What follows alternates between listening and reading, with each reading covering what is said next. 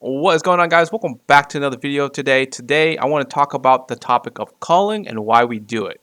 So culling is basically just selective breeding. It's figuring out the traits that you like in a fish or a shrimp or whatever, and you're breeding that so that future generations would carry that gene. Now, there's a right way and the wrong way of culling things because culling is, like I said, it's selecting a certain trait that you like, and something you like can be very subjective in the hobby. Now, for me, the wrong way to cull is basically when you pick traits that would impact the fish's health in any way, whether it's deformed in the body, where a lot of people like to do like short body fish of plecos, for example. Short head, like short fins, or maybe like extra long fins.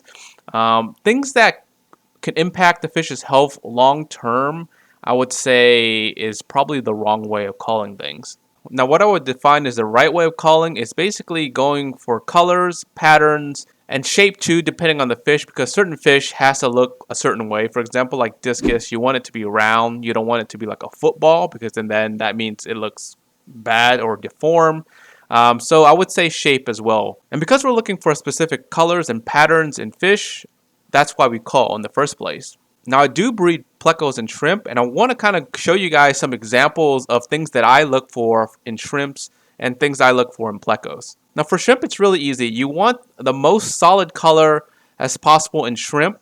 So anything that's dull or light in color, you would consider culling. That's because shrimp is graded on color, so the more solid of a color a shrimp is, the higher grade it would receive. The less of that color would consider a low grade shrimp. Now, culling doesn't mean go off and kill the shrimp. That just means that the lower grade shrimps would just be sold as a lower grade or under a different name. All shrimp that I sell under culls are healthy and perfectly happy. It's just that they're not producing, the solid colors that I want to keep in my main colony. So generally, you can just sell them off to other people that don't really care about, specific like grades in shrimp. They just want to have shrimp just to have. And for plecos, the main two things I look for is the color and pattern. So if there's a really unique pattern or design that the plecos may have, that's something I may want, and also the color. Obviously, the brighter the color, people are going to be more attractive to that pleco. And for plecos, I also look out for the body shape of the plecos. And what I mean by this is just basically the proportion of the fish. Everything looks proportionate, whether it's the head, the fins, the tails, where it's not like a short body. I've noticed a lot of people online, they're posting a lot of plecos with like short body, and they're calling for this, and people are wanting this.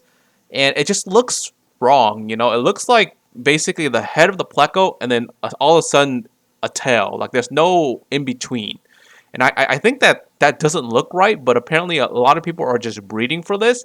And if you get something like that, it should be, mainly euthanized like early in the stage, because, that's not something you want to carry on for future generation. Now, if you're noticing a lot of deformities when you're breeding fish, whether it's like, missing a fin, missing certain things, you may want to consider like not breeding that specific pair or those specific groups of plecos, just because maybe there's too much inbreeding from wherever you got it from. If you got all the same groups from one person, maybe they've just been breeding them way too much that you're just getting a lot of deformities, and you may want to consider a different, strain or a different gene from somewhere else, so it can introduce basically better traits to your fish.